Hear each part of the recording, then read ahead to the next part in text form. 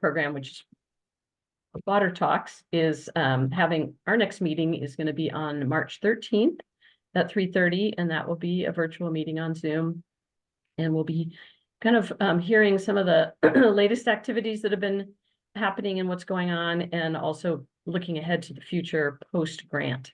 So that is going to be an important meeting to get everyone's feedback on what we've learned locally, and then possibly schedule a local summit for Water Talks to dive deeper into some of the things that we've learned and where we can go from here. So yeah, that's my update. Thank you, Eugene. Yeah, thank you, Lynn. Kyle, Evans, something brief? Yes, thank you. I just wanted to remind people, introduce people that the 2024 Fisheries Restoration Grant Program, or FRGP, is currently open and is accepting watershed restoration grants that may benefit steelhead. So I will put a link in the chat along with my contact information. Right now there is the pre-proposal phase, which is open until basically March 4th, where we can kind of discuss about potential projects, whether they are community engagement, barrier removals, habitat restoration, invasive species removals, really anything that's going to be benefiting southern steelhead trout. And then the full application itself opens from March 5th and closes on April 18th. So I'll put some links in the chat. And if you have any questions or like to discuss a proposal, please reach out. Great. Thank you, Kyle. Moving on, we got a packed agenda here and a lot of exciting stuff that, to hear about. First one is Mini Nature Reserve, Restoring Nature in Urban Environments. And Diego, is Diego ready to go on that?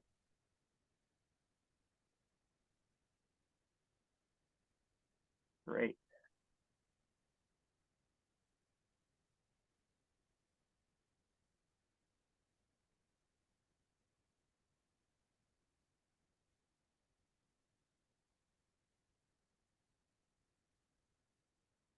Diego, please proceed. I can't hear you if you are speaking.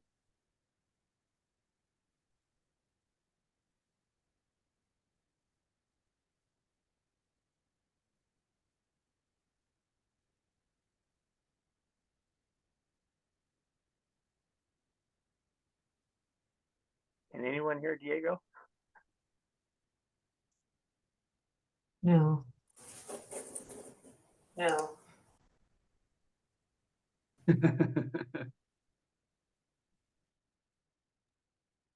No, can't hear him.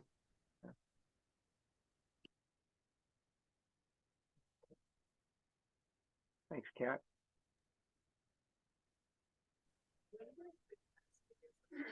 Testing 1, 2, 3. Can everyone hear me? Yep. On the Zoom? Yes. Okay, perfect. Okay, good morning, everyone. My name is Diego Magana. I am the president of Mini Nature Reserve. And this is usually at the point of the meeting where everyone already has like a cup of strawberries. And it's this special recipe that we learned from Antonio Sanchez from Samo Fund, and we kind of adapted it. It's sage honey berry medley. And people are usually eating it. And this is the point where I would say, about the strawberries you're eating, tricked you. They're native. And then at that point, people would be shocked, and I'd say, just kidding, they're poison. And then at that point, people would freak out. But I mentioned this because it's a good conversation starter. And that is because people think that native plants is a separate issue from everything else that we deal as humans. Like, it's separate from food security, it's separate from our ways of life, just living in everyday life.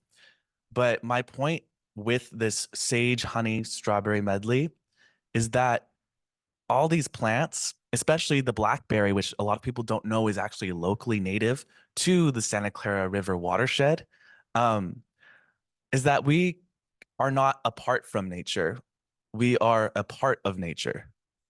And it is that reason that it is crucial to be good stewards of the environment. Next slide, please. So normally I'm in front of a bunch of people who don't know a lot about the environment, and I ask them, where can you find these places? So I'm going to ask you in the room, Where can you find these places? All over Ventura County. Just wanted to make sure I was in the right room, the right place. Yeah, these are the 6 main ecotypes of Ventura County, the riparian woodland, which is what you guys focus on.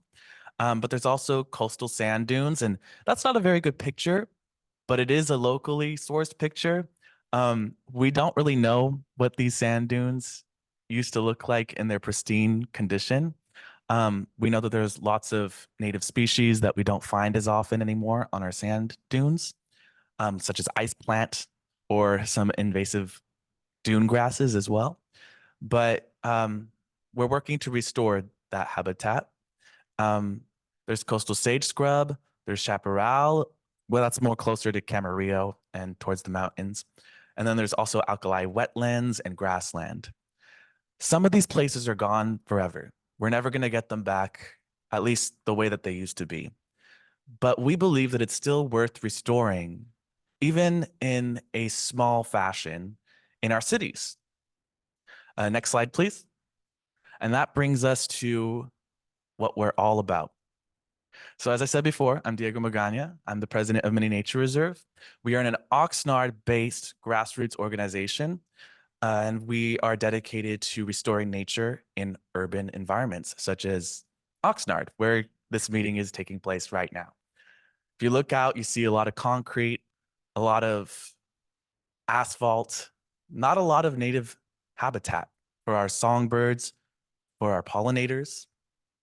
Well, what we do is we try to bring a little bit of that back to this landscape. We are completely run by volunteers. We are completely run by people who care. And we are proud to call ourselves Gen Z led and majority BIPOC led. So next slide, please.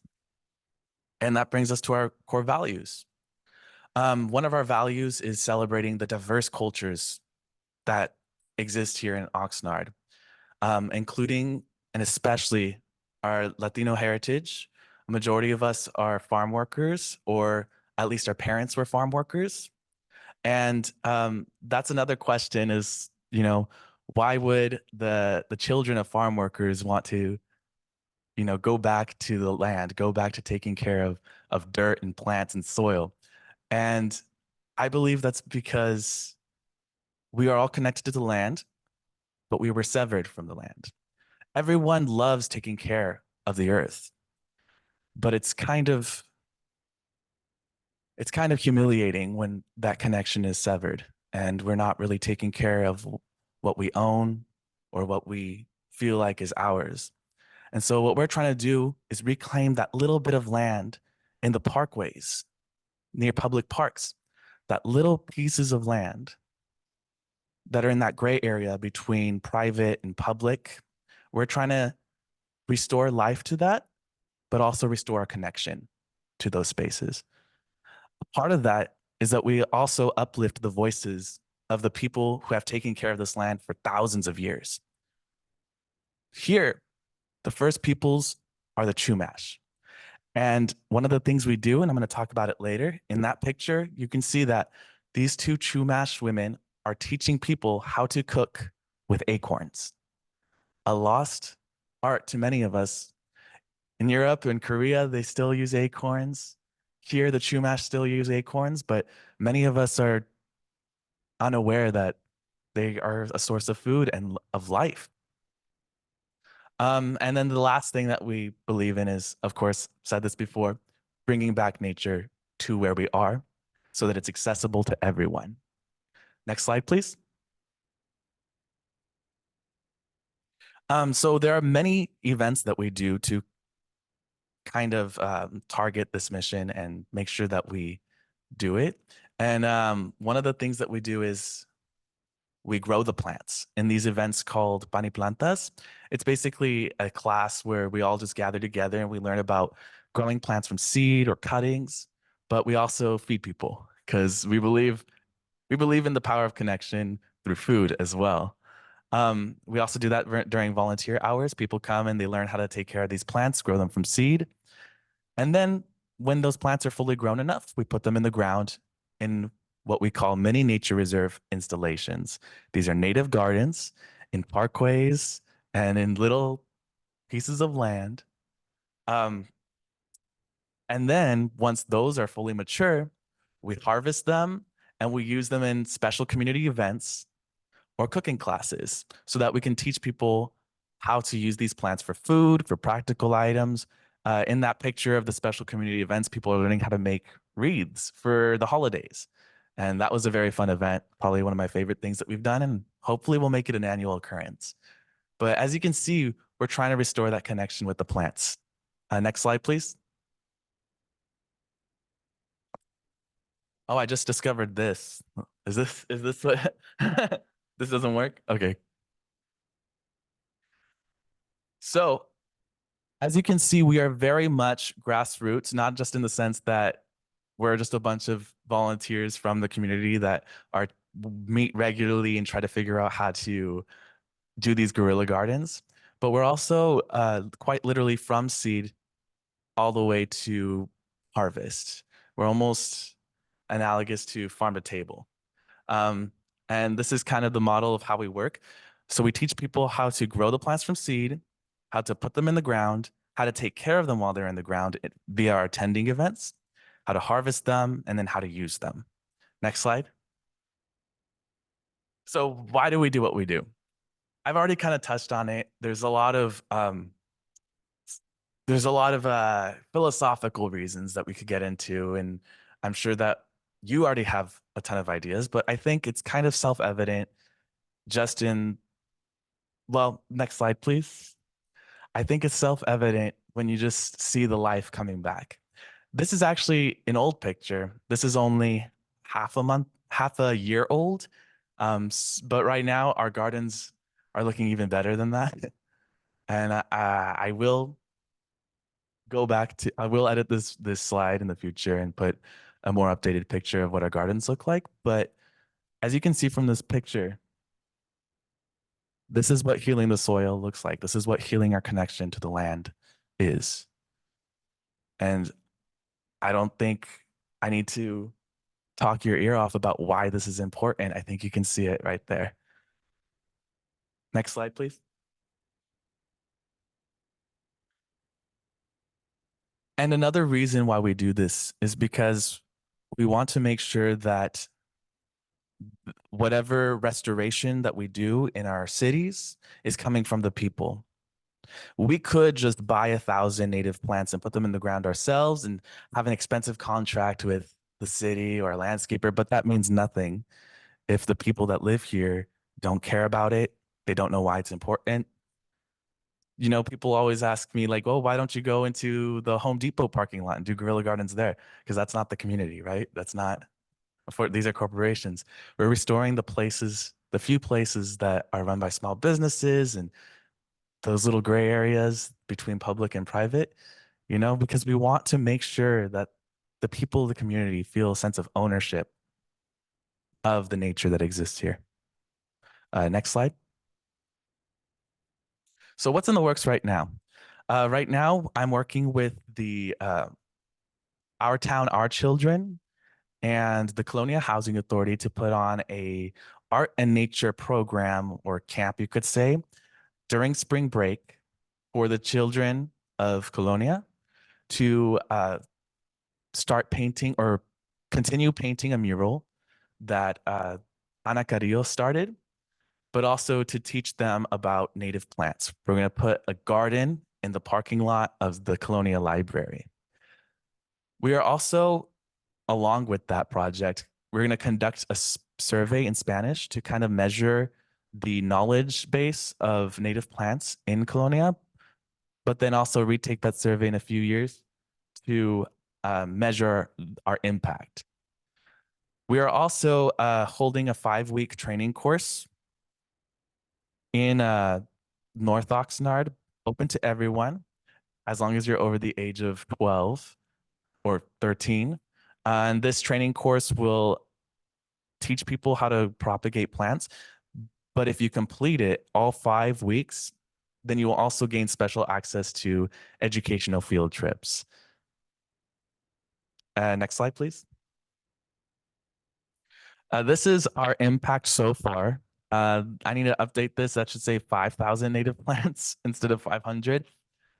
We have 8 mini nature reserves so far, and by the end of the season, we will likely have over 13.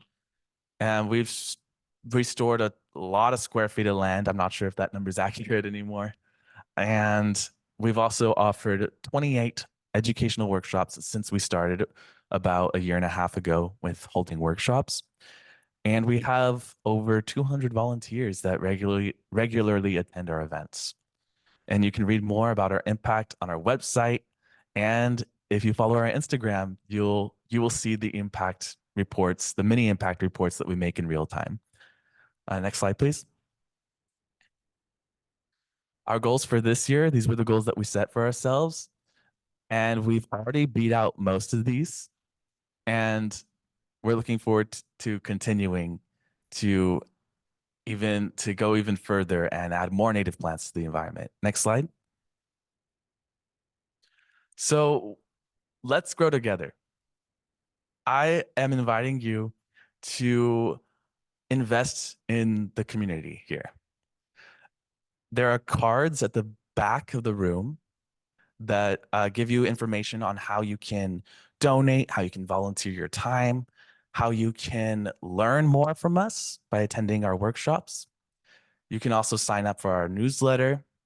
You can attend our regular volunteer hours, or even if you just let us know, hey, I saw this cool spot that might work for a mini nature reserve. We'd be happy to hear from you. And with that, next slide. I should also mention our events that are coming up in the next month. So we have these 2 mini nature reserve installations where we're going to be planting 2 gardens, one on the 3rd Street Bridge and one on the Community Roots Garden, which is a community garden in North Oxnard.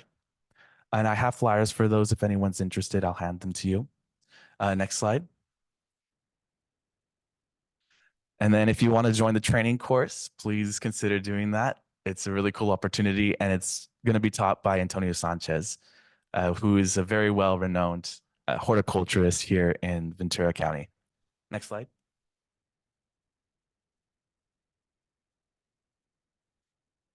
I think that's it. Okay.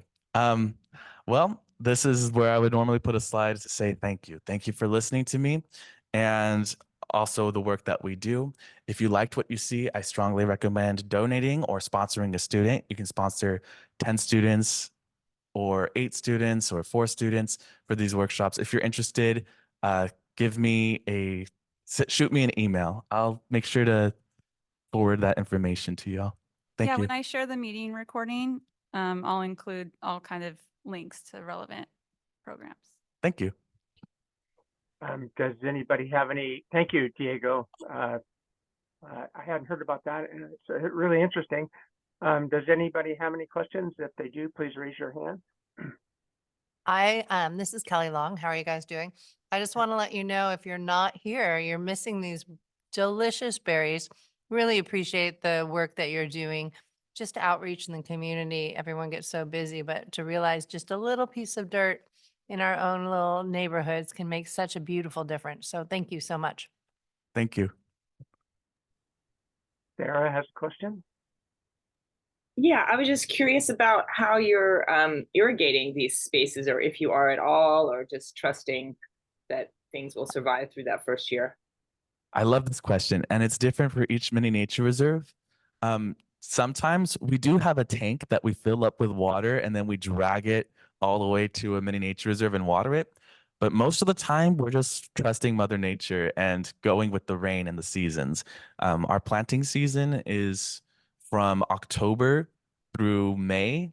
Last year we did do a garden in June, but that's because it was specifically, the workshop was about how to plant in late summer or early summer and still get a good native garden going.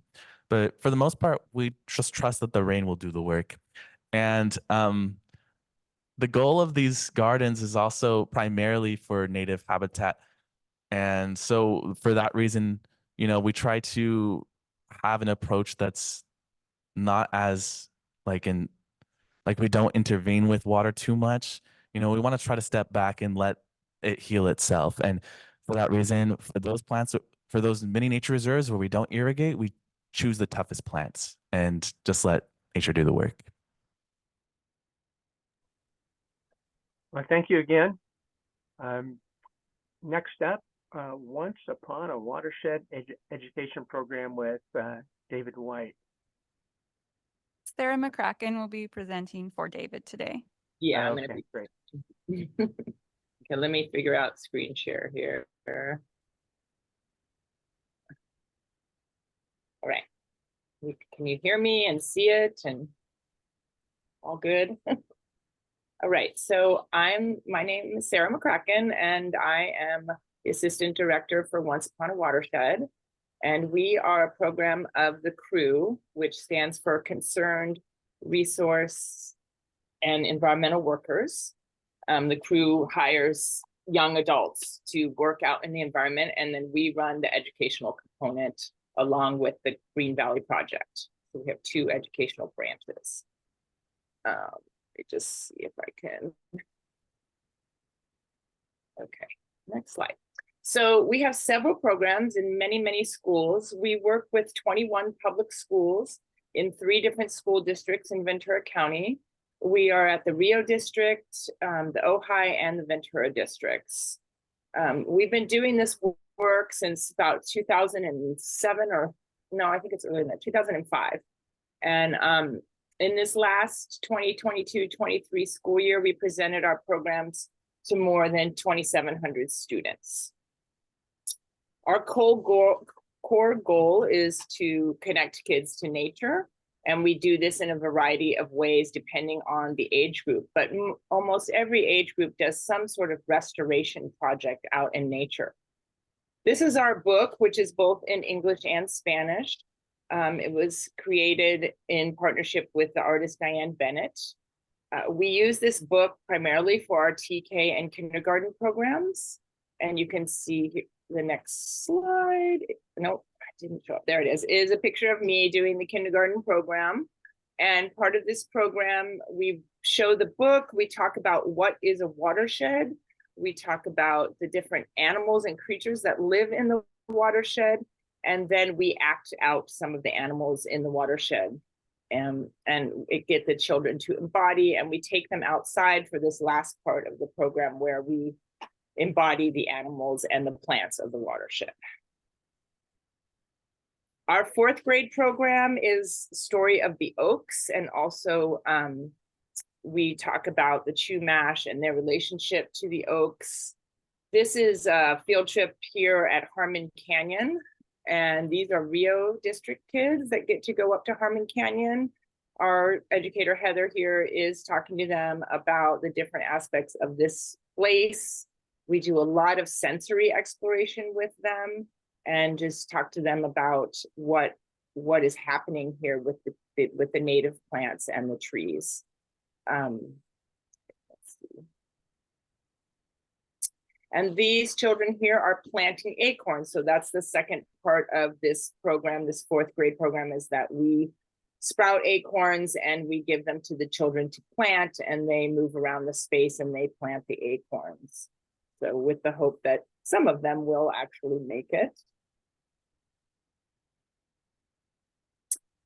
These are our educators. This is our newest program at this new Santa Clara River Preserve, which will be working with the Rio students, bringing them here to do our 5th grade program, which will focus both on what is a healthy river and also the story of our pollinators.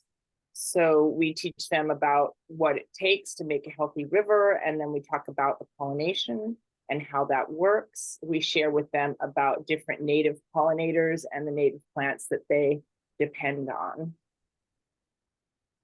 Here's some students getting ready to plant some native plants and doing some observation.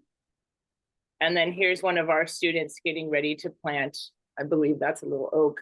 And next to him is a picture of Darwin as a child. And we just thought that that was such an interesting composition and just enjoyed that. And recently we David ran into this student, and the student is thriving as a leadership student, and it's just great to know that it's moving forward and what he loves to do. So. Another aspect of our program is that we have a native plant database on our website. This database is connected through QR codes with these small little signs that you'll see next to the plants here. We have a QR code on all these signs. The signs have the plant's common name, the Latin name, the Chumash name where it's available, and also the Spanish name. So, and we've had help from Matthew Vistudo with the Chumash names, and Antonio Sanchez helped us out with many of the Spanish names. So this is a great thing that we have given signs to over 8 native habitats that are run by schools, that are in the schools, and we just share these signs with the schools, and then they can use them as educational places for them, the kids, to go and QR code, or even if the campus is open, then folks who visit the campuses can also just use their phone to check out the QR code and go to the native plant database. Here's another one of our programs. This is some of our 6th graders. These are actually high school kids from Ventura High. We have taken kids 6th, 7th, 8th, and high school kids up to the Matilaha Dam. We're teaching them about the dam, why it's there, why we want to take it down, how it will support our watershed and the beaches if the dam can come down. And in this picture, there's a mural in Ojai that is this mural here, and they're holding that picture of the mural of what it could look like when the dam comes down. So that's a somewhat new program. We're doing that in partnership with the Morito Foundation. And I think we've probably taken about 20 classrooms up to the dam this fall, between this fall and now. And it's a pretty exciting trip for the students to get up and close to the dam. And then these are some 5th graders from the Ventura River Watershed. With this 5th grade program, we take kids to the estuary. We teach them about the estuary, and then we also teach them about plastics in the ocean. Part of their field trip is collecting plastics from the estuary area, and then we sort through the plastics. We talk about where plastic comes from, that it's made from fossil fuels, and we talk about just the different aspects of why we want to try to eliminate, reduce the amount of plastics that we're using, especially single-use plastics. We also have a new program that's been running since last year, also in cooperation with Morito Foundation. We do Bike to Nature with data students and Ventura Charter students, where the students learn how to ride bikes through the bike hub in Ventura. And then for the last part of that, they get to bike to the estuary. And then we take them on this field trip to explore the estuary, and then they ride back to school on their bikes. And like I said, our core value is to connect kids to nature. And we do that by getting them out there and talking to them and showing them the wonders of nature. Here is Dr. David White sharing a slender salamander with the students. We're always, really encouraging a lot of exploration and just discovery while we're on our field trips. And here's our website. And we also have an Instagram at Once Upon a Watershed, and also Facebook. So those are different ways that you can follow what we're up to. And yeah, and I think that that's it. So If anyone has any questions, please raise your hand. And those of you at United, I can't see you, so please just go ahead and ask questions.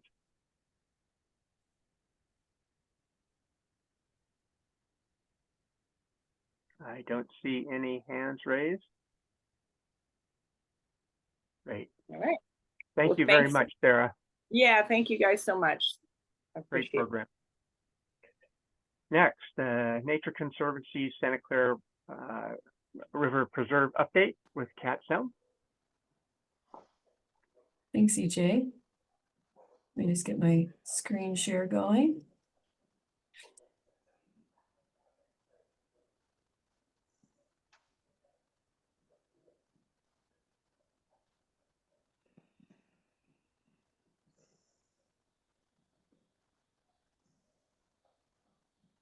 Does this look okay? Can you hear me? Okay, excellent. Wow, I'm just so inspired by all the wonderful stuff that's happening in our county, and I feel like teed up now, and just jazzed. So thank you, Once Upon a Watershed and Mini Nature Reserves for all the great work y'all are doing. So my name is Kat Selm. I'm the stewardship manager for the Santa Clara River and Coast Project for the Nature Conservancy. And after presenting to this committee for several years on the progress of this project, I'm so happy to be talking with you today about the opening of the Santa Clara River Preserve. And I just realized that I actually didn't share with audio, so I'm going to stop sharing and reshare. Apologies on that.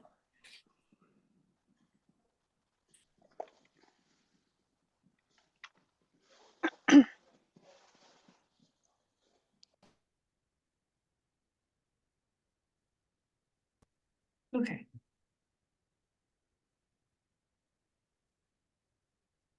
All right. So before I get into talking about the preserve, I just first want to talk a little bit about the Santa Clara River and why we, the Nature Conservancy, have worked to protect, restore, and connect others with it for over 2 decades.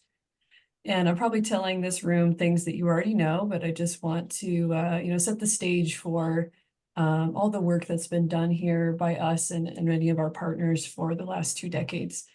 So it's one of the last relatively unaltered river systems in Southern California. And this is really important because there's less than 10% of the riparian forests that were here in the 1850s.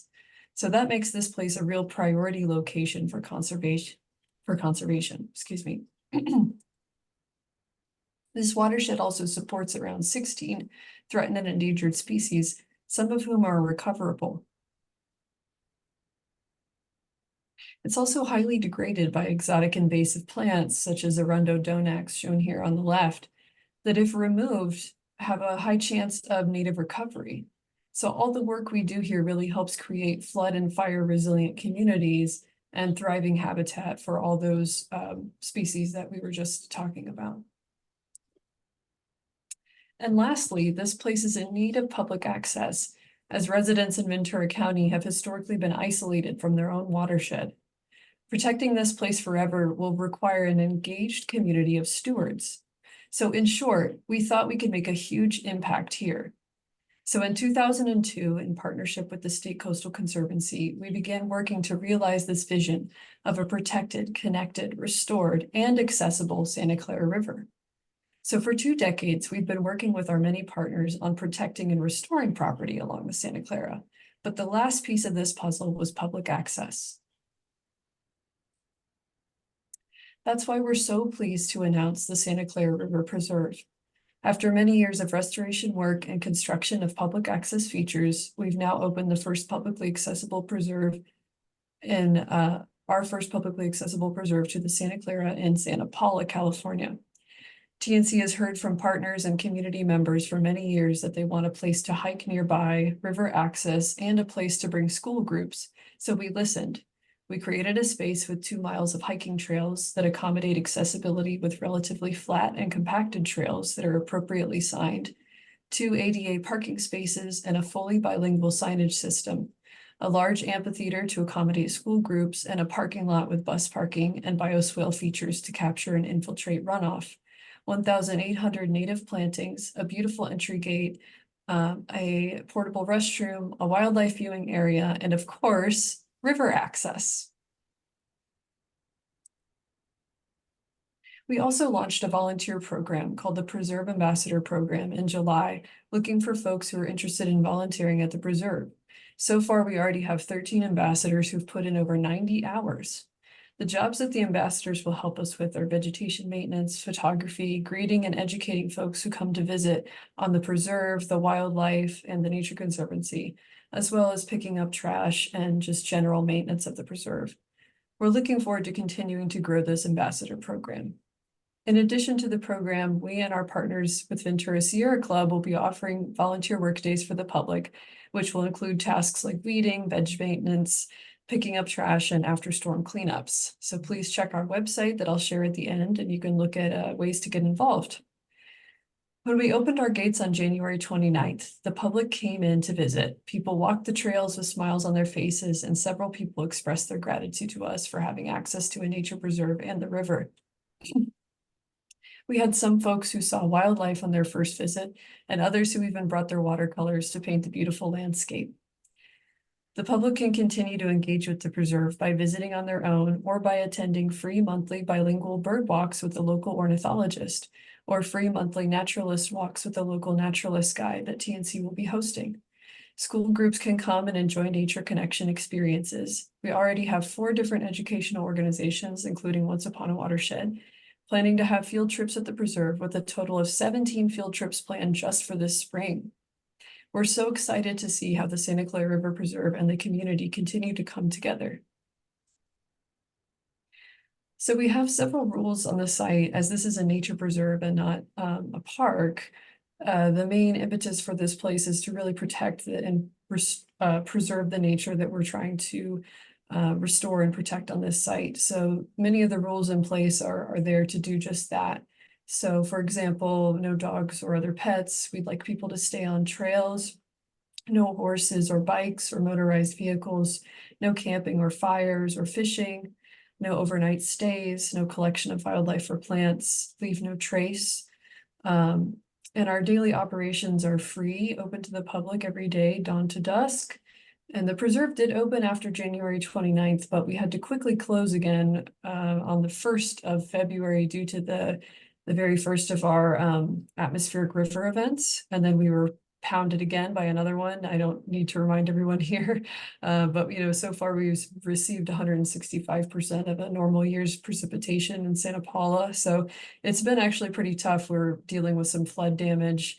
We have very muddy trails. The river has come right up to our river trails, so you actually can't even very safely access it. So we have been closed ever since. We're working diligently to get things back open again. So I hesitated even giving this presentation today to say the preserve's open. Technically it is open, but it's more of a check our website every day to see if you can actually visit at this time. And this is pretty typical for public access spaces in the county right now. You'll notice that a lot of things are actually closed and being repaired, MRCA's parks and Ventura Land Trust parks. So this just kind of what's the new normal right now. We have these atmospheric river events and we all have to kind of adapt to this new way of life. So we ask for your patience while we try to get things repaired and ready to safely visit again, which hopefully it should be really soon. So we will close after rain events, as I said here. So you can check our website. You can check our social media, Instagram for California's Nature Conservancy, Facebook as well. And generally how things are going to operate is vehicles need to leave at dusk, but the gates will be remaining open. But we're going to be managing this preserve adaptively. So that's one thing that the preserve ambassadors will help us do, is to understand whether or not we need to adapt our strategies and if people are visiting the preserve responsibly or not. I have a little video to share here. I think I have enough time to do that. Yeah. So I'm going to go ahead and share this video. This is something that the Nature Conservancy made to just kind of showcase our work on the Santa Clara. And I just like to show this for you all today to hopefully inspire you to continue conserving and protecting the Santa Clara. Climate change.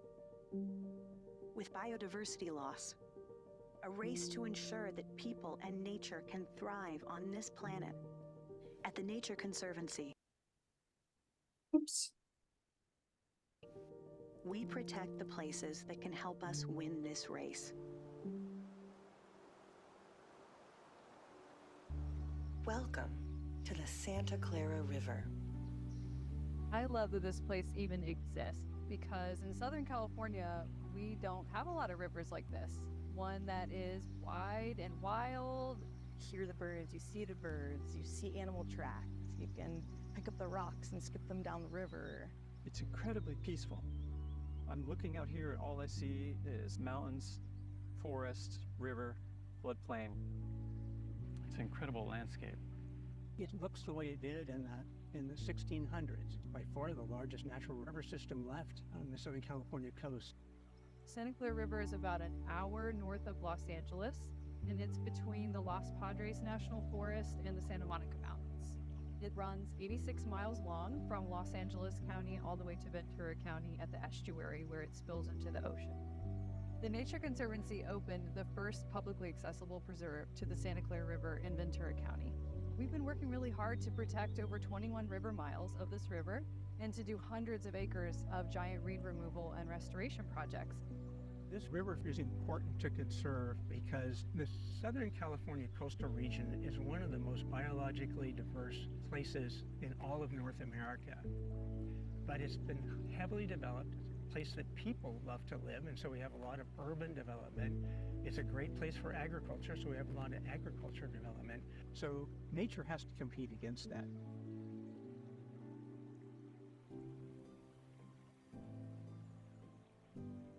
This river is so important to multiple species, in particular, the Southern California steelhead trout. There used to be thousands of them in this river, in the Santa Clara River, and we hope to someday get back to that place where we have that many. And this is one of the best hopes for restoring them. Our wildlife cameras have captured bear, mountain lion, bobcat, many mammals that rely on the Santa Clara River as a migratory corridor. But equally important are migratory songbirds that nest and depend on the willow and cottonwood forest that is adjacent to the Santa Clara River. The Nature Conservancy is doing a lot of good adaptive management to try to get the least Bell's vireo to a better population size so that someday they can move out of this range back to their historic range in the north. So those are just 2 of the 16 threatened and endangered species that rely on this river. A lot of those species are now relegated to just a very small fraction of the natural areas that they once had. So protecting this river is really kind of the last holdout for a lot of these plants and animals that won't exist if this river isn't conserved. Every year, we'll go from a dry riverbed to raging river with flow. The landscape will be transformed. So when it rains up in the mountains, we have our winter storms, this whole area can be completely inundated.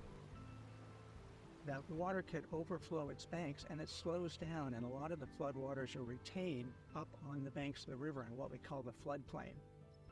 Generally, following a flood, you have an increase in biodiversity.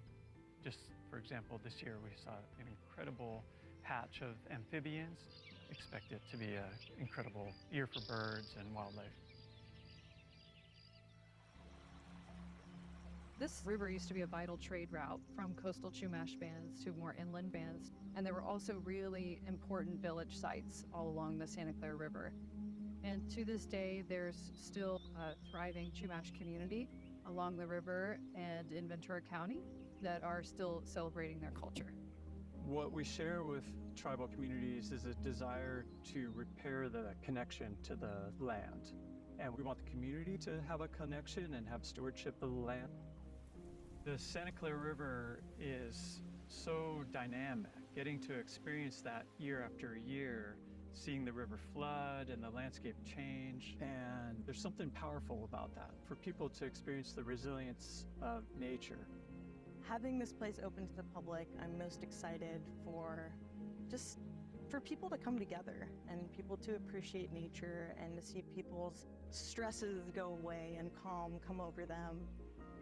I'm really excited for the community to learn. There will be guided activities that people can come and learn about birding, learn about the river, learn about the Nature Conservancy. We hope that when people come visit the Santa Clara River, they see a healthy, flowing river that's restored and that's teeming with life, and that they will join us and become stewards of this land, because it's going to take all of us to keep taking care of this place.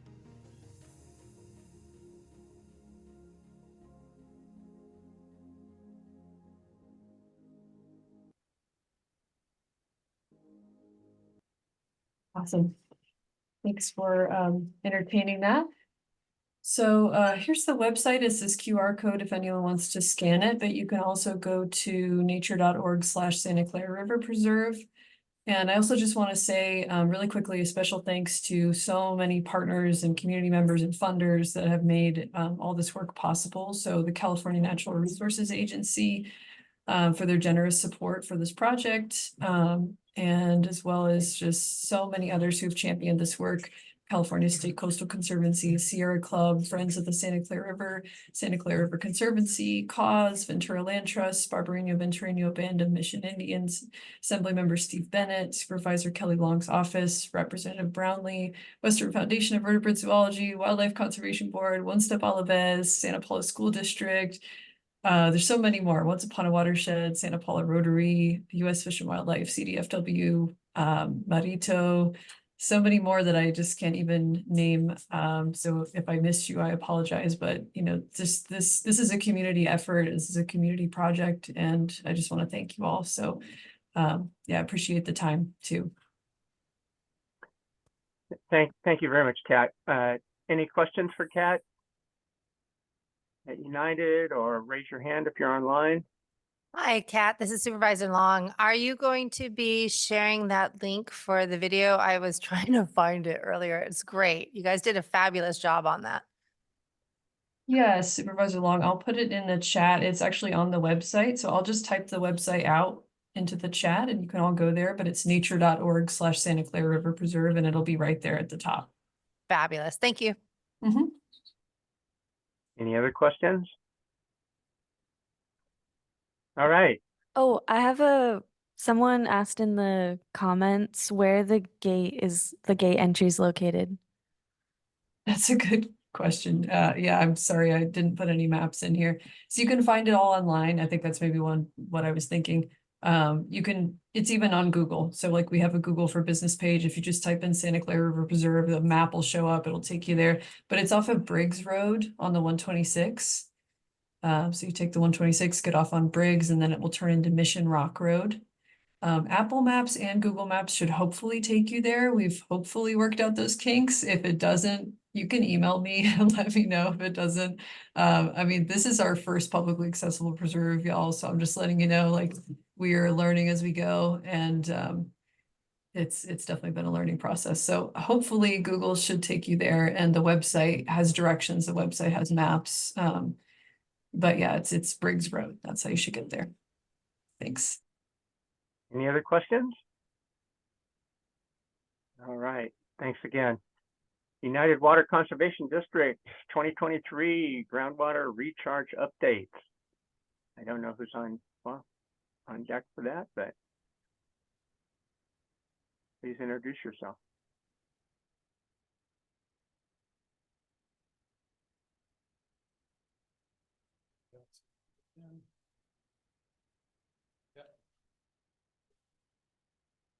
All right, good morning. I'm Murray McEachran with United Water Conservation District, and I'm going to update you on our water resources for last year. And I don't think we need to tell anyone here that we had a lot of rain, and it was lots of good news in terms of water resources. And we saw lots of changes out in the Santa Clara River too. So I'm going to cover that because it's kind of neat to see those things happen. It's been a long time since we've had some really good rains and good runoff. Okay, so as we all know, we got lots of rain. This is kind of a totals for the year in different areas. Some of them we saw up to about 76 inches of rainfall. So I'm 6'4". That's roughly, if you put a cup of water out that big, it would have just filled it up to there. So incredible amounts of rain. And, you know, even down in our valley, 38 inches, Santa Paula area, 45 up around our lake, 51 up around Castaic. So anyway, rain all over. And with all that rain, of course, we have lots of runoff. And from runoff, we have hopefully the next picture.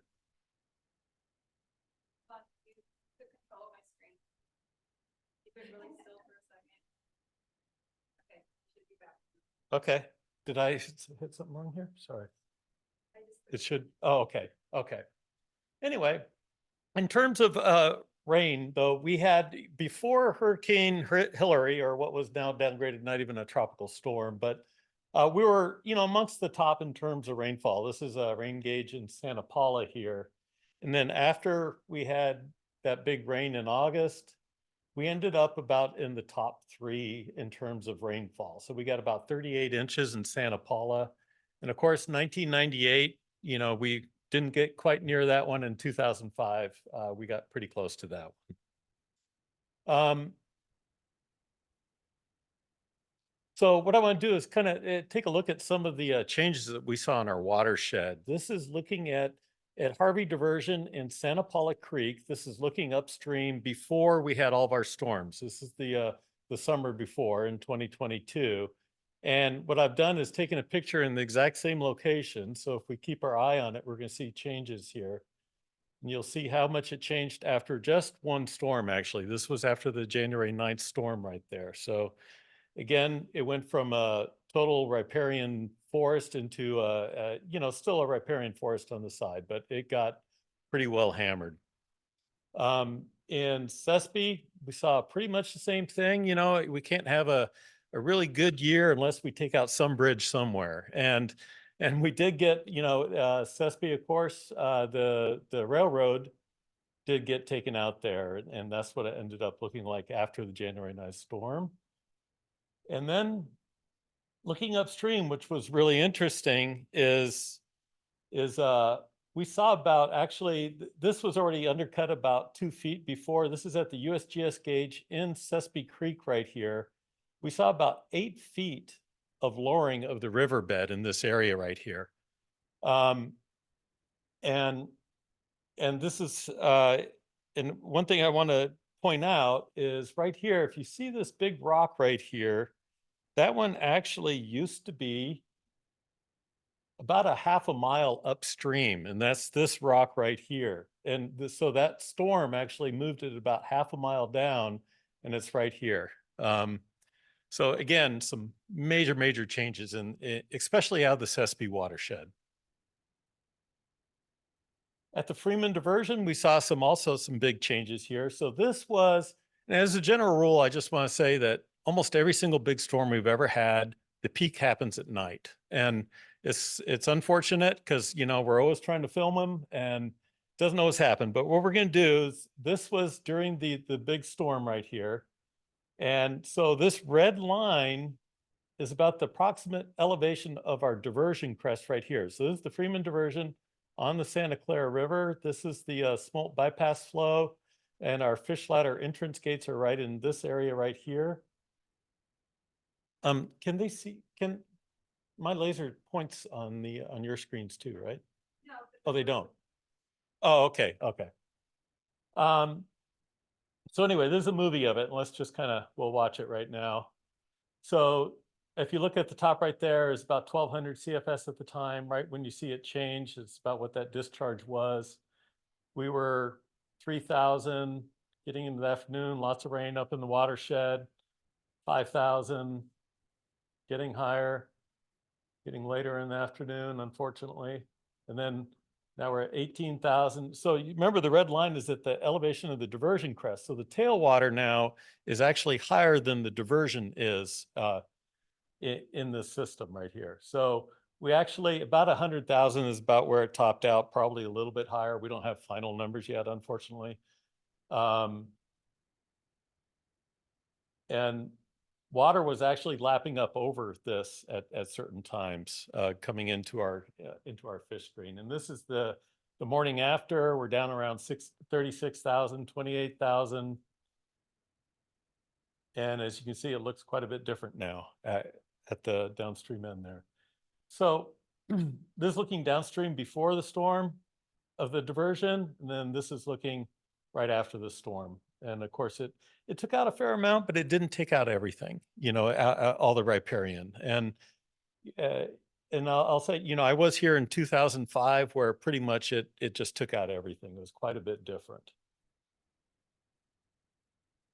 But one thing that we did see is, all that cutting that we did see up in the Sespe, all that sediment had to go somewhere. And what we saw was quite incredible. This is something we've never seen before, is that this is the diversion crest. This is kind of looking over where our diversion is right here. This has always had at least a 15-foot drop right here over our diversion. And that storm actually brought all the sediment in and just totally filled in this area right here. So now it's entirely full. So that whole area and all the way downstream filled up with about 15 feet of sediment. And that all happened basically is overnight and so when we looked across the other way, we could just see a whole bunch of sediment over there. And again, there's evident that it moves big rocks. For some reason, the rock ended up staying right there on our diversion crest. And anyway, just other pictures of that area that have changed. So in terms of water resources, I view the way that we get our water is in stormwater capture, and that's the immediate runoff after the rainfall events. And the area shown here in green in our Santa Clara River watershed is the area that the Freeman Diversion relies on for the stormwater capture program that we do have. And that would include the Sespe, Santa Paula Creek, and all of pretty much LA County in here with all the sub-watersheds. And then, of course, there's other dams that can hold back the stormwater runoff too. And one of them is in Castaic right here. And we have an agreement with DWR. There's a group that has an agreement. They're called the downstream water users. We're actually able to hold on to the runoff, the flood flows coming into that lake, and then we can release them in a controlled manner to benefit the groundwater basins downstream. And then we also have, of course, United Water has Lake Piru that captures the winter runoff from the Piru watershed. So let's take a look at what happened last year. In Castaic Creek, we actually, they were doing some work on Castaic Lake, and they actually had to drop the levels fairly low. So there was lots of storage for us to be able to capture that water. And we ended up holding on to about a 60,000 acre feet of flood flow water actually that year, and we released it afterwards. So this is by far the most we've ever done for this program, this downstream water users program. Yeah. No. Right. So this last year we did almost 60, or a little over 60,000. You can see other years, sometimes we do pretty well. We'll get up to almost 20,000, 10,000, range. But this year, because of those improvements, and also because we worked with them, they actually released that water later on, more than beyond what the agreement was, we were actually able to benefit from that. And then also at our lake, in Lake Piru, we were operating at below minimum pool before the beginning of the year. So our minimum pool tends to be around 20,000 acre feet. And because our lake was so low, we were actually able to store all the winter runoff from the January 9th storm, and then a good portion of the March storms. And then finally we filled and spilled. You can see the spilling event right here in the bottom right.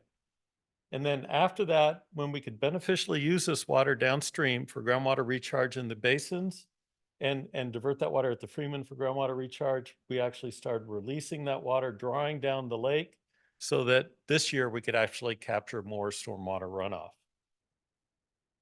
And we released a total of 63,000 acre feet out of our lake for groundwater recharge, where most of that actually ended up at the Freeman diversion this year. So in terms of groundwater levels, we're able to see a long-term average from 1920s all the way to present. You can see that this year it went from roughly about 520, it went up all the way to about 620. So the water levels in the Piru watershed in this area went up about 100 feet. And just quickly, we'll do these here. Fillmore, we saw a good response. We're now pretty much at the same high levels that we've seen in the past. And then in Santa Paula, We don't see as much of a stormwater runoff response, but it'll hopefully be over gradually. We'll see it increase a little bit more.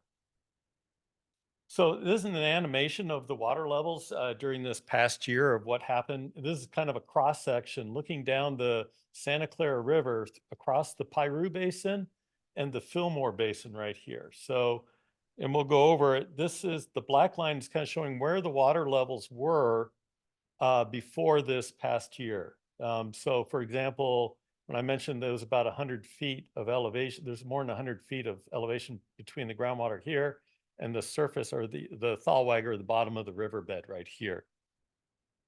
So during the January storms, we saw water levels coming up about, that looks about like this. Then we started doing our Castaic release. So again, the flood flows that they held on to, we released that water. Most of that water actually ended up in the Piru Basin right there. You can see it raised elevations substantially. And then we went on to do our spills and actually more Castaic release. It was filling up the Piru Basin. And then finally, we started doing our conservation releases. Piru Basin was essentially already full, and we're topping off basically the Fillmore Basin. And like I'd mentioned, most of the water that we released out of Lake Piru, we diverted at the Freeman Diversion for groundwater recharge down there.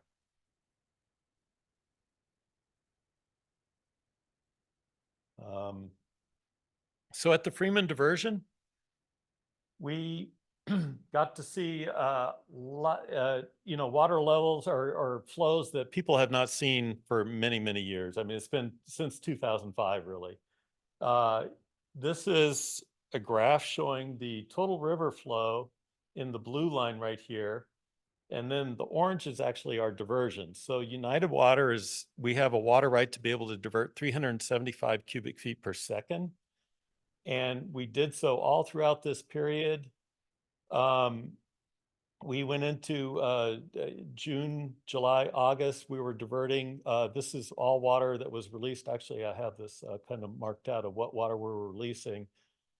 We did a Castaic release there, Castaic. This is additional Castaic releases that we were diverting at the Freeman Diversion in part.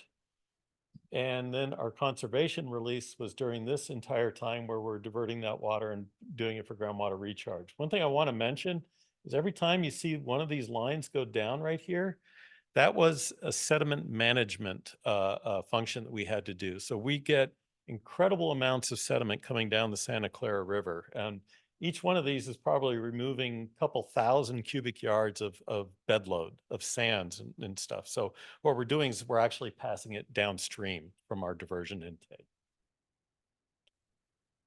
And so in all, we released about 126,000 acre feet of water in the upper watershed.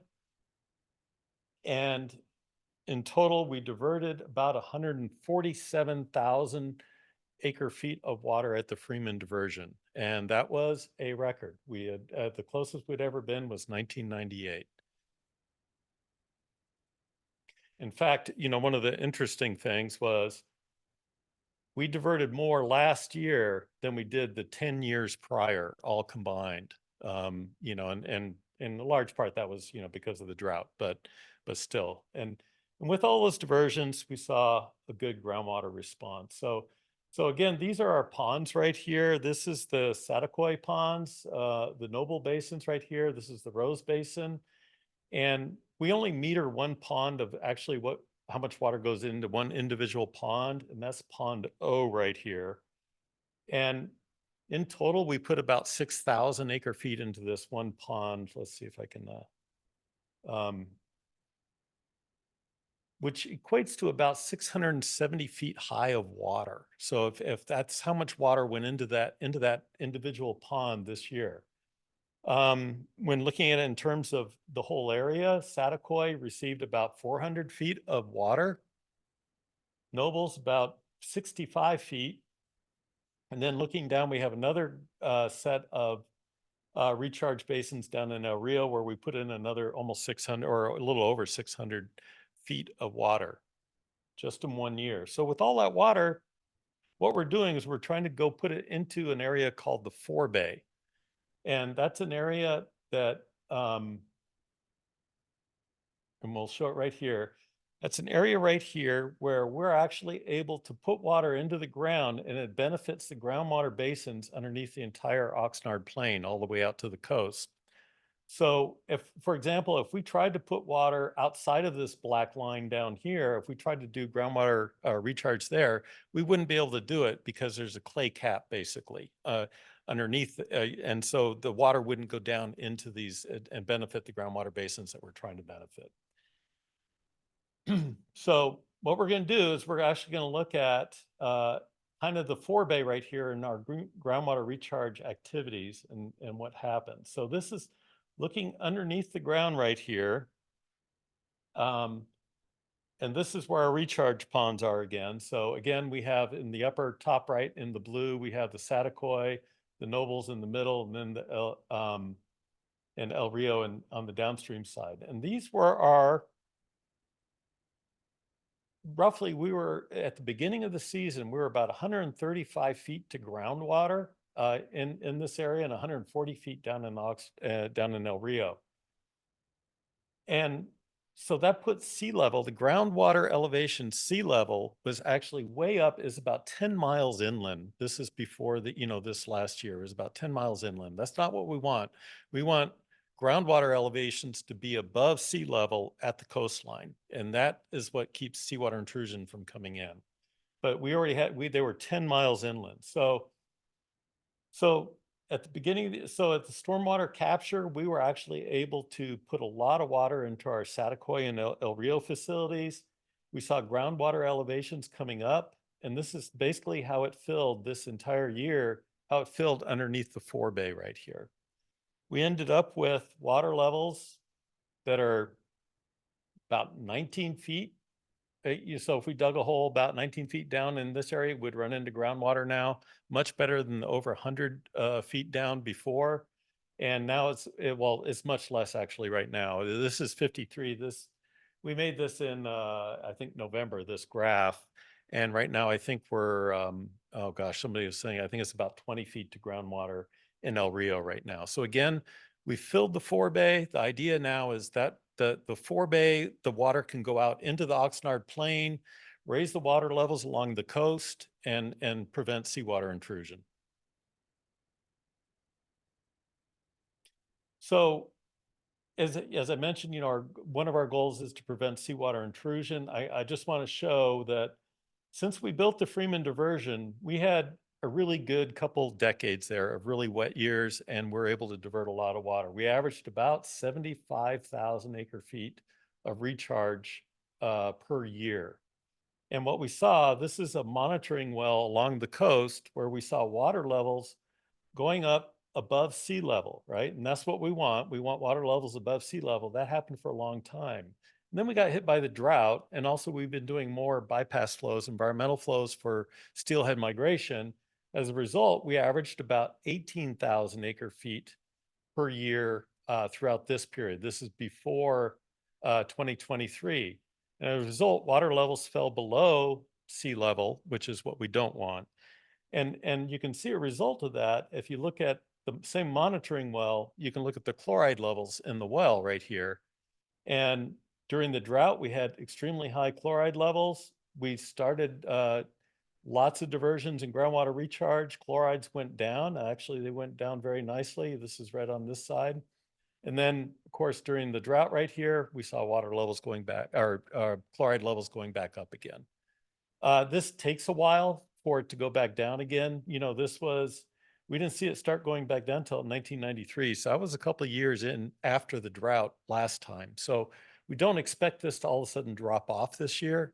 It's going to take a couple of years. It's going to take a couple more wet years, which of course this year is is basically another good wet year where we're actually putting as much water as we can into the ground. And sediment management, this year we had incredible amounts of sediment coming down this river. And as a result, what we do is we can't divert high sediment laden water and send it into our perk ponds. They will seal up immediately. So we actually have to take that sediment, get rid of it into our facility right here. It's a desilting basin where we take that sediment out. And of course, we've essentially filled that up. This year, we're going to have a big program to remove a lot of that sediment so that we can capture more of that high sediment laden water in the future and continue doing what we do. With that, I'm just going to summarize. We broke lots of records in terms of water resources. Castaic releases, we had a record. Freeman diversions, we had a record. Total releases, record. And so as a result, we've seen just some great responses in our groundwater elevations. With that, I'll take any questions. Yes. I have a question. I know we were concerned on the chlorides for the Fillmore-Piru Basin, coming in from Santa Clarita's area. Are we still concerned about that? You know, we put in so much lower chloride level water. I'd say not right now, you know, but maybe in the future. But yeah, definitely. The stormwater runoff usually is, you know, lower in chloride, so it'll be much better. Great, thank you, because that's important for our crops and so forth as well. And then El Rio, we were having, because of the drought, such high nitrate levels. So I noticed you talked about the chlorides, but what about the nitrogen? I know that we have that plant in place now with the magnesium and so forth. That's fabulous, so thank you. But any comments on that one? Yeah, so groundwater recharge definitely knocks the nitrates out, and so yeah, they're back down to its normal, very low levels, and you know, it'll probably take a couple of years, you know, before we'd see dry years before we start to see the nitrates creeping back up again. So Okay. It definitely knocked them all out. Right, thank you. Yep. Lynn, you have a question? Yeah, thank you. Thank you, Marie. That was fantastic and such great news. I have a question, since obviously we have these cycles and we might immediately go into another extended drought period. Maybe it's hard to predict this, but looking at the historic cycle, like how much buffer water supply did we now create with this? And what are your thoughts on, you know, how it's going to impact, you know, in the next long drought? Yeah, you know, I look at it in terms of we're filling a hole that we created from the last drought, and not so much a buffer from this previous one. But you know, because we still have water levels that are fairly low along the coast, and what we want to do is keep pushing that fresh water further and further out below the ocean, so that we can have that buffer again, so that we can last through another good long-term drought. And you know, I can't even, you know, in terms of cycles, I'd love to see that we're going to have another 1990 really wet period, and see more years like 98, 2005, and all those, and before we see the next drought. Thank you. Yeah. John? Yeah, that was a really interesting presentation. Thank you. Lots of great data and visuals. I'm curious, when you empty your desilting ponds, once they've filled to capacity, where do you take that sediment? That's always a question that we get on every single tour. And right now we've been putting it into an old mining pit that we have. It's called Dos Diegos, and we've been storing it in various places. There are some people that are interested now in this silt, so hopefully we can just start giving that to others who do actually want this material.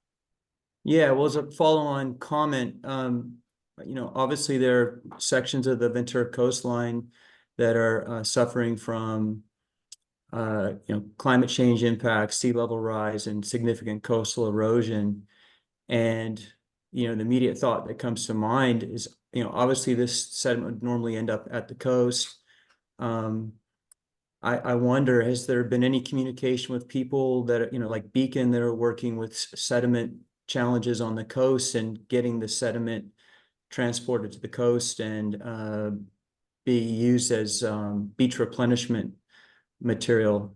I know that that's a function of the grain size, so there can be challenges there, but I just wonder if there have been any of those types of communications. Yeah, okay, so what we're diverting is what is called the suspended sediment, and those are real fines. Those are just basically silts. And so what ends up in our desilting basin is just silt. There's no sands. And Okay. believe me, we get lots of complaints if we start dumping that on the beach. Yeah, there's no sands in there. And what we do with the sands is we pass that through back down to the river again. We don't divert those. Oh, okay. Thank you. Yep. Richard Sweet.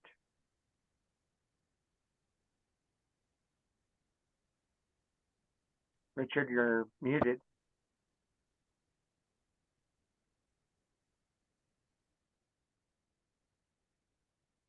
Go ahead, Richard. Can you hear me now, Richard? Yep. We can hear you. Hey, Murray, thanks for the presentation. Have you seen any steelhead this year? I'll let Evan, did you want to answer any of that steelhead questions? We haven't had anything come through the fish ladder yet this year. And in 2023, we did have a bunch of fish, a bunch of omicas come through our ladder. We had 25 different hits on our surveillance system on the fish ladder at the Freeman diversion. But based on our footage and the appearance of those fish, mostly size and coloration, we don't believe that any of them were ocean run fish. Our footage is good enough to tell that at least a couple individuals took multiple trips through the ladder. So the actual number of individuals was something less than 25. Thanks. There were some questions in chat, a lot of them. If anybody wants to pipe up with their questions, please raise your hand. Kat.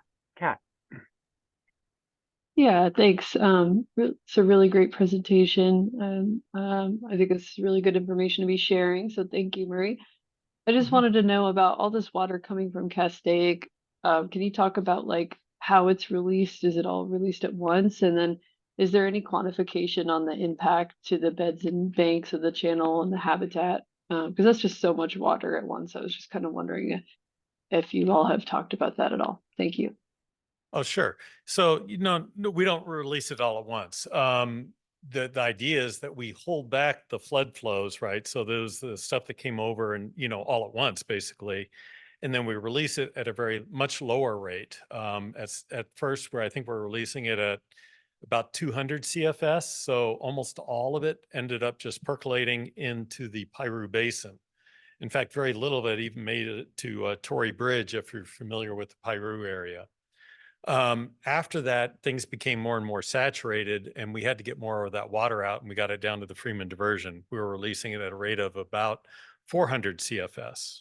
So in a way, what we're doing is we're taking water that was going down at 10,000 or something CFS, and we're holding into that, and then we're releasing it at a rate of like 400, so they can benefit all the groundwater basins. Excellent. Thank you. Yep. Omar, please ask your question. Yes. So before storm and after storm, what is the total storage in the basin at this time? Total stored water? Yes. Storage of groundwater?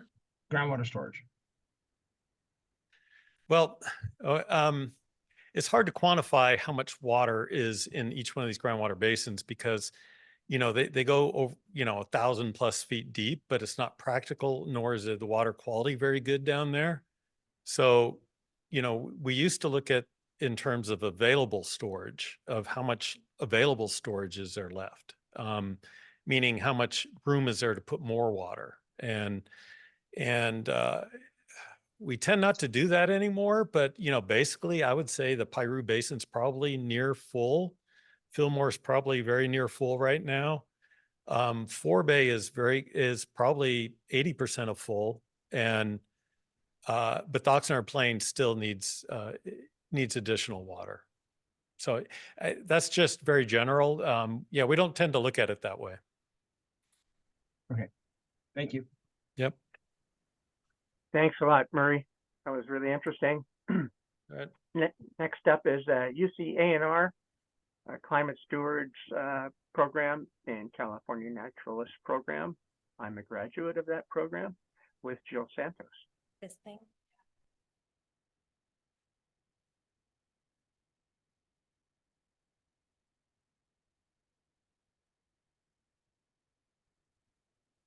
Okay. Good morning, everyone. I'm wondering if I have enough time, but we'll get through what we can. Thank you so much for this opportunity. Just so you're aware, my name is Jill Santos. I go by she, her pronouns. I just want to acknowledge that we're on ancestral lands of the Chumash people who've stewarded this land for thousands of years, and that's pretty awesome. Just so you know a little bit about me and where I'm coming from, I grew up in what we call the PA wilds, the Pennsylvania wilds. I have a bachelor's in Parks and Recreation Management, and I also have a master's in Sustainable Resilient Communities. So my perspective of this presentation is coming from that. So UC A&R, let's see what the next slide is. Okay, perfect. So UCA&R, University of California Agricultural and Natural Resources. It's associated with the Cooperative Extension, which we have cooperative extension offices all throughout the state. Our program collaborates with about 130 campus-based programs, and we're really focused on natural resource conservation and research and agricultural education and support. We have, we have lots of academic researchers. And if you're familiar with anything that's happening locally, pretty much there's so much amazing research going on our crops. Oops, what's going on? Oh, cool. Which one do I use? This little thingy? Okay, cool. All right, perfect. I am now in control. I love that. So my position is a new position with the county. I am partially funded by UC A&R through the Environmental Stewards Program, and I'm also funded locally. So this was part of the climate action plan for the county. And so my role here is to really try to find partners that want to offer these courses. And I'm going to get into a little bit more detail about the courses here in just a second. So obviously from the presentations, we've had so many amazing presentations today, and I won't go into this. We obviously know that we have an amazing biodiversity hotspot where we live, and it's our responsibility to take care of it. And we cannot do this work without an engaged public, and that's pretty obvious from all of the presentations that we have seen today. So California Naturalist is the original program from the Environmental Stewards. And basically what it does is it introduces Californians to our unique ecology. It engages them in study, citizen science, and stewardship. To become a naturalist, it offers a chance to sort of explore some of these amazing places. Some of the programs go out to, the Sierras. They go out to probably places like the Santa Clara River Preserve, the Ventura River. But throughout the state, they're going to some amazing places, and they're learning about biodiversity. They're learning about cultural history. And so that's the mission, is to foster a diverse community of naturalists that help promote California's natural resources. We have a lot of different grant programs that we're also doing that I think are pretty interesting. One is called the Youth Community Access Program, and we partner with California Conservation Corps sites across the state. And that program has been really successful. It basically is a workforce development program, a positive youth development program. We're talking about social emotional well-being with the Corps members, and this diversifies our population. Typically in the past, California Naturalists really attracted retired, affluent white people. So we really are trying to diversify our base by offering some of these unique programs. We have 70 partners throughout the state and 8,000 stewards roughly that have been trained so far. We also have a contract. We're working with Bay Area Conservation. Actually, I'm not saying that right. And the California Action Conservation Corps, the Conservation Corps for California, which is pretty awesome. We're training those new fellows as they come out of their program and going to start supporting community-based organizations wherever they are placed. So actually, I'm going to go back for just 1 second. So we have Climate Stewards and we have California Naturalist. So Climate Stewards is a little bit different than California Naturalist program in that it's relatively new and it's focused on climate communication. If anyone has listened to the news lately or has it been out and about, we may or may not recognize that we're facing a lot of challenges with our natural resources here and the management of them. And so Climate Stewards specifically teaches folks about having those climate communication, those conversations with folks. It may or may not be difficult. For some people, I know that it's even hard for me to talk to my father about climate change. There's so many perceptions and beliefs around it. And so the major portion of this Climate Stewards program is to really bring a confidence level in the participants so that they can have some of those tougher conversations, either in their work environments, with their communities, and with their family, because we do believe that, as I mentioned, we really need to have an engaged public to do the work that we do. And so our network isn't very much different than like a fungal network or a food web, if you want to think about it. And it's really based on systems change. So we work with all of these different populations in order to try to support this message. We're also involved in the Alliance for Natural Resource Outreach and Service programs. There's master naturalist programs throughout the country, and our curriculum is actually gaining attention of all these programs across the state. We have contracts now with Oregon. We're working on contracts with Nevada and several eastern states that are interested in participating in this program. So there's a few challenges. Oh, these are more about our program partners. And again, as I mentioned at the beginning, I'm sort of a salesperson right now. I'm trying to find people who want to buy this product. I want to find partners that are interested in getting trained and moving forward with hosting programs. We'll talk a little bit about the benefits of doing that in just a second. So our program delivery model is essentially a train the trainer. We do not go into those communities. We find partner organizations that are already doing work in their communities, and we train or train the trainer. We work with maybe identify an employee at a certain nonprofit, a community-based organization, an organization like a conservation district or gardens, things like that. And it's set up like a social franchise. So it's a very hands-off. We give you the curriculum. We help you with finding funding sources. We help with administration. But at the end of the day, the community partner really gets to own that program and make that collective impact that really is for their community. We want to maintain some sort of continuity through our programs, but we really leverage the unique strengths of that local partner. And it's sort of like a social franchise, if you want to think about it that way. And again, the whole point is to reach a wider audience. So there's an agreement that will happen. If you're interested, we can talk about that. I would hope that if you're interested in maybe pursuing this or sort of, looking at this for your own nonprofit, your own organization, we have a whole program that will bring you on board. We work with community colleges, we work with land trusts, we work with educational institutions like higher ed. We work with, we're starting to work with youth-oriented organizations. And so basically, again, partnership agreements really match what the local partner is looking for. We do have a core curriculum. This book will actually be getting updated because I think it was written in the mid 2000s. And obviously we've had a lot of impacts and changes in climate. So but this is the core curriculum that the students use for the California Naturalist program. And you can actually buy this from Amazon. You can buy it online from the UC bookstore as well. We also have a book that's focused on the climate stewards. And again, this book is going to be updated as well because it was also written in the mid to late 2000s. And so obviously we've had some major advances in what's going on in our communities in terms of climate change. So again, these two books are used as the base curriculum on top of the syllabus that the local partner would create.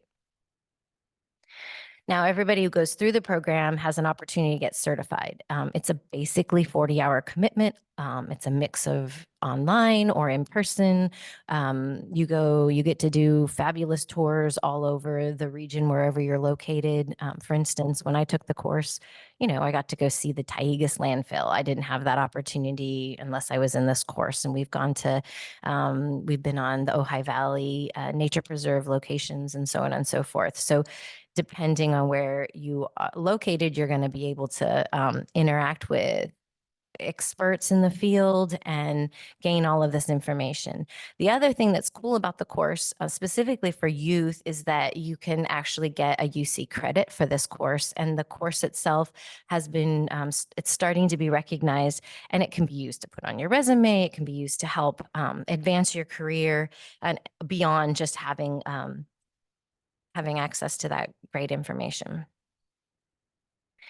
I think what I would want to stress from this presentation is, after listening to the groups that we're talking today, and we talk about volunteer engagement, I think that's the biggest selling point for partners. Is if you think about it, through offering these courses, you're getting a cohort of trained climate literate, environmental literate volunteers that want to work on stewardship projects. And as I develop the program here locally, that will be obviously one of my main focus points. I come from local government, and I know from my own personal experience that local government can be a little siloed.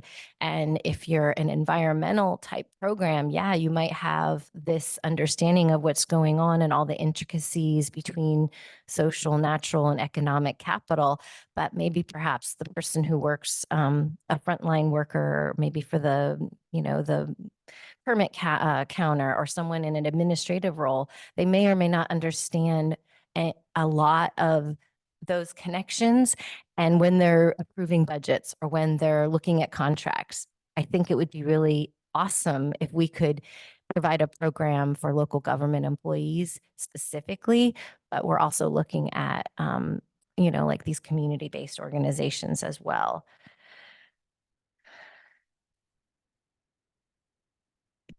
And like I mentioned, the benefits to students through that youth community access program, we actually administer what we call a nature relatedness survey, nature relatedness scale. And I encourage people to check this out. There's research out there. There's a woman, her last name, I think her first name is Elizabeth, and it's Nesbitt. And what we're finding, there's a lot of, there's an opportunity when we offer these immersion courses. There's research that is supporting the concept of the more we expose folks to natural environments, that they have an opportunity to actually increase their social emotional well-being. And I think most of us have heard that 20 minutes in nature is all you need.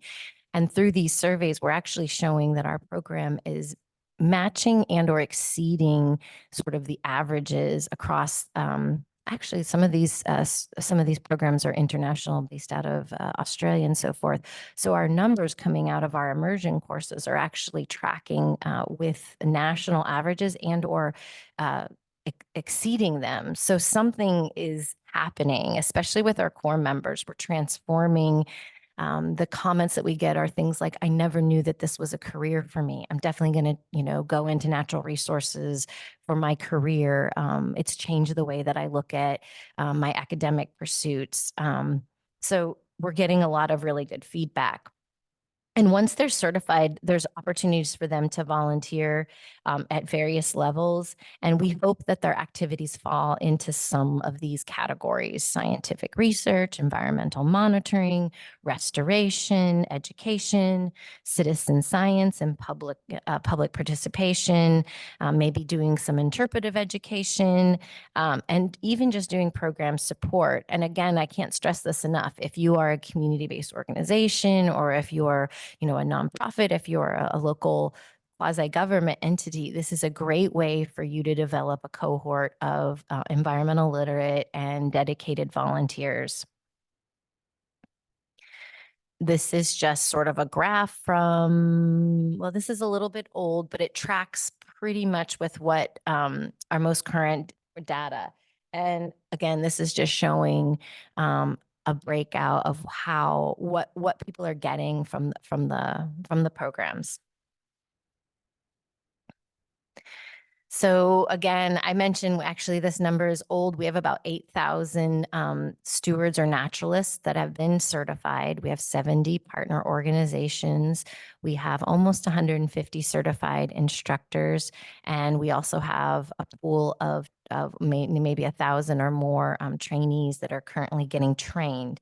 We have if anyone's really interested, we actually have our instructor training happening. It starts next week, and we have a few more slots available for someone in Ventura. If they want to attend, you should reach out to me. It's a really good opportunity, and it's 100% virtual, this training. So what are we doing here? Yeah, this is a breakdown of what those program activities, what volunteers will really participate in. You can see it's a mix of everything. And I guess I would say that all of these activities really do support some of the community-based organizations that were represented today and that are active all throughout the county.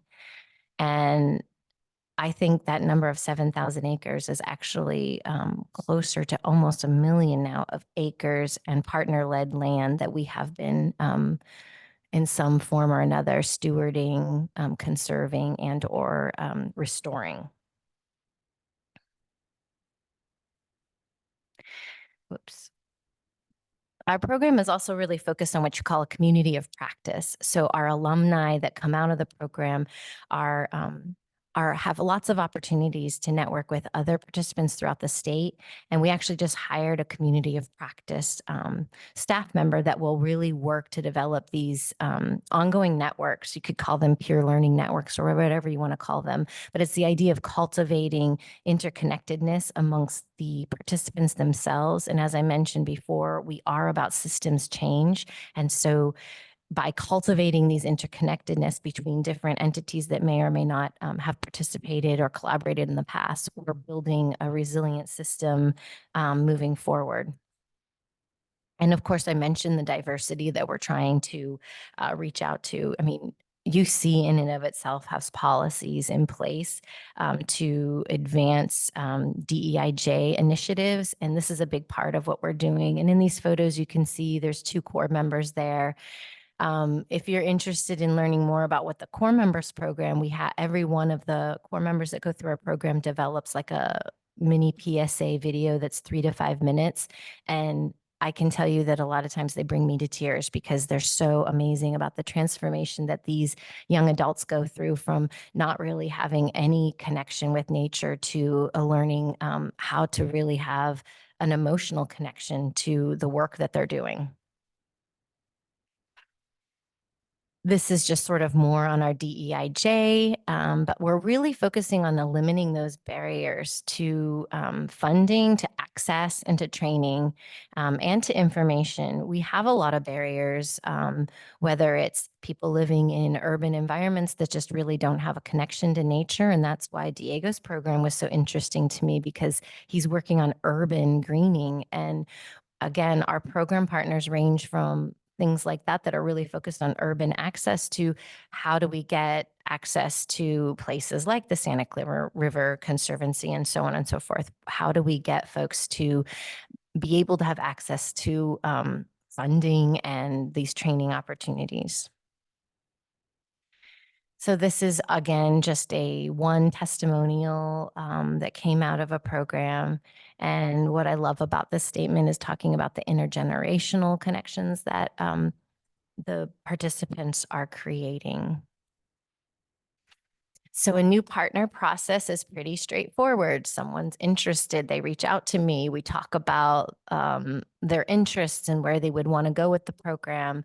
We work on identifying an instructor in that organization. They work on getting their application together. We make sure they go through a training so there is that continuity in our program. And then we can establish partner agreements. And then one of the main requirements is that once someone is trained as an instructor, we want them to participate in our quarterly calls, which again is that establishment of our community of practice. And they do refresher trainings through, subsequently every 3 years or so after they're certified. So like I mentioned, I'm a salesperson. I'm looking for partners that want to work with me in Ventura County.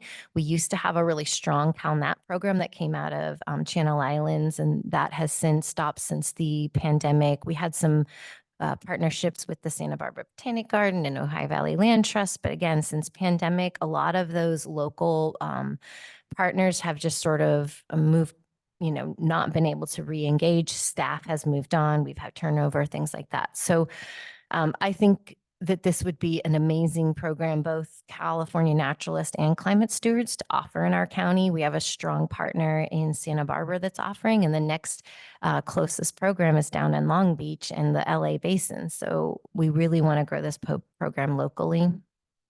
And that is it. And I am within time. So if there's anyone who has any questions, I'd be more than willing to answer them. Please pipe up or raise your hand.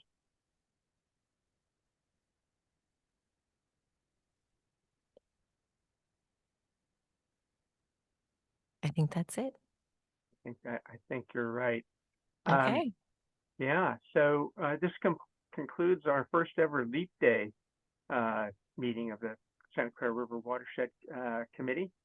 And our next one is, I think it's, am I right, April 25th?